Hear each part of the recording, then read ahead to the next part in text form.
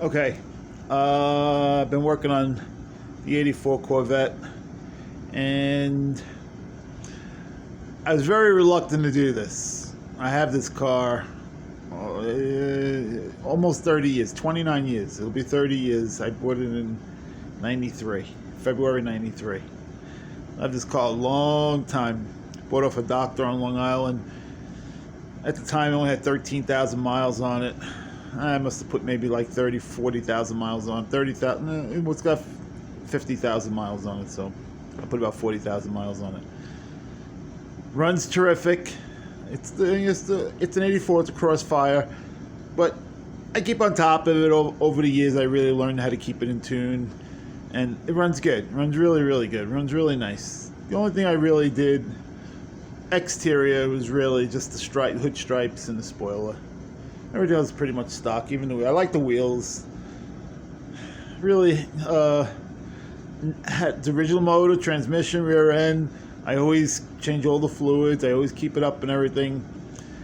And I use it. The car never sits. I'm a believer. You got to use it. You know, you can't just let something sit there all winter and start it up and be trouble free. Sometimes, I guess, a lot of times you can, but seals dry out. You know, things just things dry up, and maybe a year, maybe it won't. But some people, they winterize and they say, I won't bother with this year. And if the car's sitting there 2, 3 years, 5 years, and you go to use it, and you have problems. Seals dry out, and rear main seals, and the front seals on the transmission. Just things. Then everything starts. If it's in a damp garage, the brakes start locking up. So I'm a believer of using the vehicle year round, and I do. On nice days in the winter, it's really cold, everything is frozen. I won't take it out in the snow, but if everything's frozen and plowed and everything, streets are clear, I take it out. I drive it. Okay, so anyway, I was very reluctant to do this. It started leaking from the rear main seal, and I was never a believer. I've never used those stop leaks and everything. I said, "Nah, you putting that crap in my car? No way." On my engines, no way. Just a firm believer. If it's leaking, that shit's never gonna work. Now, back in the '80s, '90s, that crap didn't work. I've had neighbors, friends try using it, for their power steering or whatever, and it's just guys, you're wasting your money. But I was looking on YouTube the last couple of days, and the Lucas oil conditioner treatment, stop leak, whatever, does everything. Lucas is pretty good, and I know that, and I knew it couldn't hurt. Nobody, Lucas is such a big company. They have a lot to lose, so it's not going to hurt your engine. I know neither was going to do nothing. I bought it. There it is. Yeah. Lucas engine oil stop leak. It works. Let me tell you something. Now, I didn't make a video, the first video, and then drive 10 miles and then 50 miles. No. I just did it all, and I'm going to tell you what the results are. Okay. And it really does work. I was really shocked. First, I did my research on it. I want to make sure that it's not going to, start clogging journal, because it's thick. It's like the old STP, and I was afraid that start clogging the journals and all of that. And I said, let me just do my research on it, and I found nobody saying anything negative about it. And I see it can't hurt. Worst come to worst, I take the motor out. If it comes out, it's going to get rebuilt anyway. I'm not going to take it out, the motor out. You can't really do a rear seal on these cars with the engine in. It'd be very difficult, very, very difficult to do. I would take the engine out. And if I took the engine out, it would totally get rebuilt, or I'd buy a crate engine, a stroker engine or something, put something, a little bit more, a little bit more power, But anyway, I did it. I changed the oil and I put the Lucas in, and I drove it. I tell you exactly how many miles I drove it. I go around like this. I make a big giant circle. I'm in Northeast Pennsylvania, and I make a big giant circle. I go through like 4 or 5 towns. I make a big circle and I come home, and it's 43 miles. Exactly, it's 43 miles.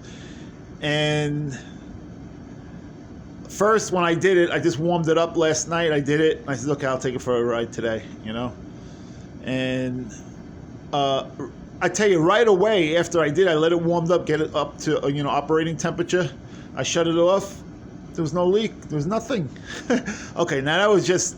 I said that's possible because I never really checked, to see if it leaks, starting and shutting it off, and going out and just sitting there. I've always checked it. It'd be driving it for a couple of days or a week or whatever, and then put something underneath the car and see if it leaks. That's how I've been checking it. And it started leaking at least 3 years ago, about 3-4 years ago. And I would get, when it first started out leaking, it would get like the size of a quarter, and then it got size, of a dollar bill after like 3 years, And it never got to the point where it was pouring out. No, it was never that bad.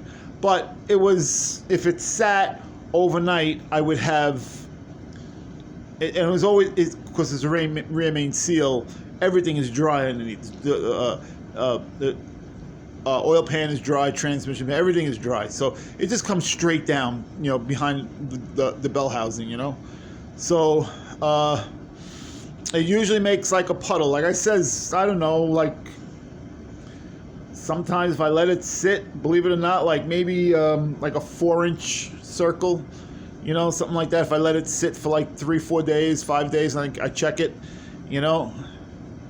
And all right, so I took it for a ride today. I did 43 miles, and I let it sit now for.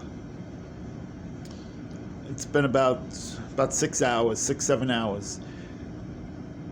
Now, normally when I do that, I do it that way. When I drive it and I come back and I see if it's dry, I usually get like, a substantial amount.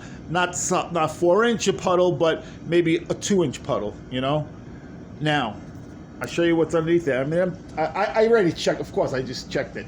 But I shoved it back underneath there, but gotta make a little drama out of it, I guess.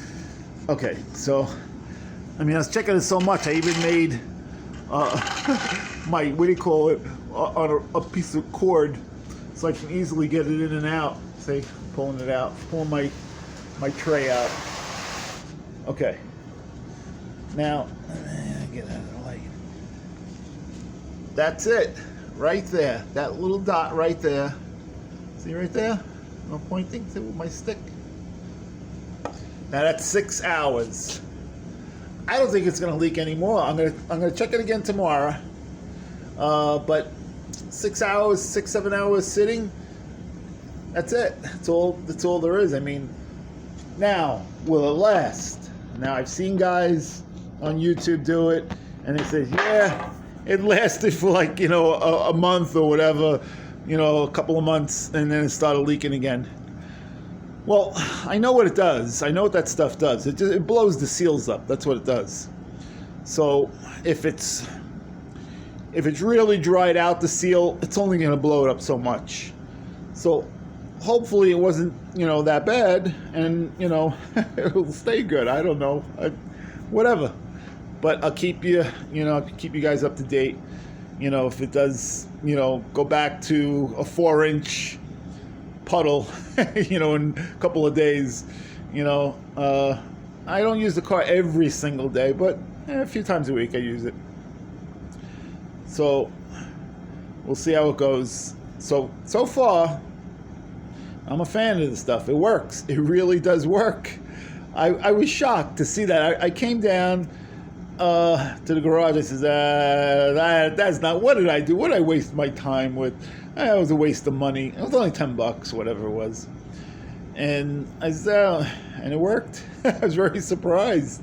I said, I got to make a video of this, because if it didn't work, I'd be making a video of it also. You know what I mean? I have nothing to gain, nothing, So anyway, I'll keep it. I'll make another video in another week or so, and we'll see if it comes back, gets better, or stays good, or whatever. All right. Thanks for watching.